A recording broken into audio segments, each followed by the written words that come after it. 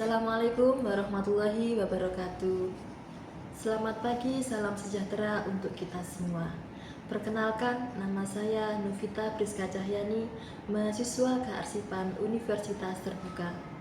Pada kesempatan yang baik ini, marilah kita panjatkan puja dan puji syukur kehadirat Allah Subhanahu wa Ta'ala yang telah memberikan kita semua nikmat dan hidayahnya sehingga kita bisa berkumpul dalam keadaan sehat pada pagi hari ini. Hadirin yang saya hormati, pidato singkat yang akan saya sampaikan kali ini menerangkan mahasiswa di era Gen AI. Rekan-rekan mahasiswa yang saya banggakan, coba angkat tangan, siapa di antara kita yang dalam seminggu terakhir tidak menyentuh atau menggunakan AI sama sekali? Entah itu untuk mencari ide, menerjemahkan teks, atau sekedar iseng bertanya pada ChatGPT. Saya yakin hampir tidak ada tangan yang terangkat. Dan itu bukan hal yang aneh. Sebuah survei membuktikan bahwa 95% mahasiswa di Indonesia aktif menggunakan generatif AI untuk belajar. Angka ini adalah yang tertinggi di antara 15 negara lain. Kita berdiri di tengah revolusi teknologi yang tak terelakkan. AI bukan lagi sekedar fiksi ilmiah, melainkan asisten pribadi yang ada di saku kita. Namun di balik kemudahannya, muncul sebuah pertanyaan besar. Apakah AI ini kawan yang berdayakan atau lawan yang diam-diam melumpuhkan kemampuan kita?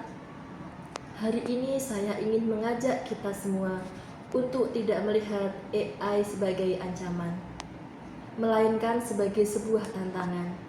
Mari kita bedah bersama bagaimana cara mengubah potensi ketergantungan ini menjadi peluang emas untuk beradaptasi dan berinovasi. Tujuannya satu, menjadikan kita sebagai generasi yang mengendalikan teknologi, bukan sebaliknya. Rekan-rekan sekalian, seperti dua sisi mata uang, AI menawarkan dua wajah yang kontras, wajah peluang dan wajah resiko. Di satu sisi, AI adalah akselerator produktivitas yang luar biasa. Bayangkan, data menunjukkan bahwa profesional yang memakai AI bisa menulis dokumen 59% lebih banyak dan programmer mampu menghasilkan kode 126% lebih cepat. Bagi kita mahasiswa, ini adalah anugerah. AI bisa membantu kita merangkum jurnal puluhan halaman dalam hitungan menit, memberikan ide awal untuk tugas yang rumit, atau bahkan menjadi teman diskusi untuk memecahkan masalah. AI adalah alat argumentasi, alat yang memperkuat, bukan menggantikan. Namun, di sisi lain ada bahaya yang mengintai. Kemudahan seringkali melahirkan kemalasan. Sumber yang sama menyebutkan adanya indikasi penyalahgunaan AI yang tinggi di dunia pendidikan. Inilah resiko terbesarnya. Erosi integritas akademik dan tumbuhnya kemampuan berpikir kritis. Ketika kita hanya copy paste tanpa memahami. Ketika kita membiarkan AI mengerjakan seluruh tugas kita tidak sedang belajar. Kita sedang memprogram diri kita sendiri untuk menjadi usang. Ketergantungan ini adalah ancaman nyata yang bisa membuat kita tertinggal saat lulus nanti.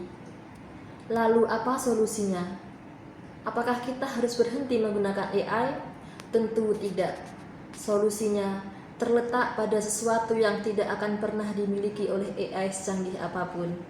Keterampilan, insati, soft skill. Pertama, berpikir kritis.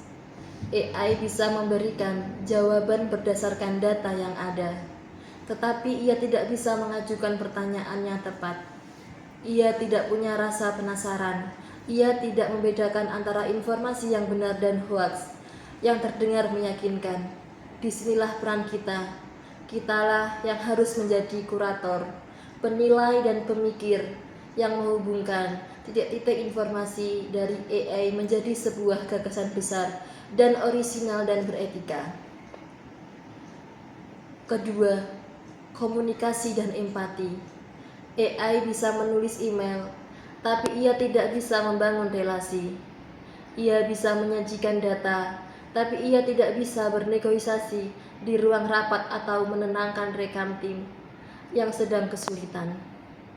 Kemampuan untuk berkolaborasi, memimpin, dan berkomunikasi dengan nuansa emosi adalah keunggulan mutlak kita sebagai manusia. Inilah inti dari adaptasi dan inovasi di era Gen AI. Gunakan AI sebagai sparring partner untuk mengasah pikiran, bukan sebagai jalan pintas yang mematikan nalar. Gunakan AI untuk mengotomatisasi tugas-tugas membosankan, agar kita punya lebih banyak waktu untuk fokus pada hal-hal yang esensial, berdiskusi, berdebat, berkreasi, dan membangun jaringan. Rekan-rekan mahasiswa yang berbahagia, kita adalah generasi yang paling beruntung. Kita hidup di zaman di mana akses terhadap informasi dan teknologi begitu melimpah. Namun, keberuntungan ini datang dengan tanggung jawab besar. Mari kita ubah paradigma kita. Jalan lagi bertanya. Tugas ini bisa dikerjakan pakai AI apa? Tapi mulailah bertanya, bagaimana saya bisa menggunakan AI untuk membuat tugas ini lebih baik, lebih dalam, dan lebih bermakna. Jadilah pilot, bukan sekedar penumpang. Jadilah sutradara, bukan hanya penonton. Gunakan AI secara strategis, kritis, dan etis. Karena di masa depan, dunia kerja tidak akan mencari orang yang bisa diperintah oleh AI, tetapi mereka yang mampu memerintahkan AI untuk melahirkan inovasi-inovasi baru.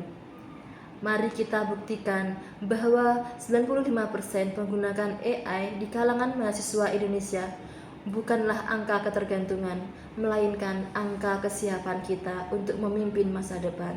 Terima kasih. Wassalamualaikum warahmatullahi wabarakatuh. Ya.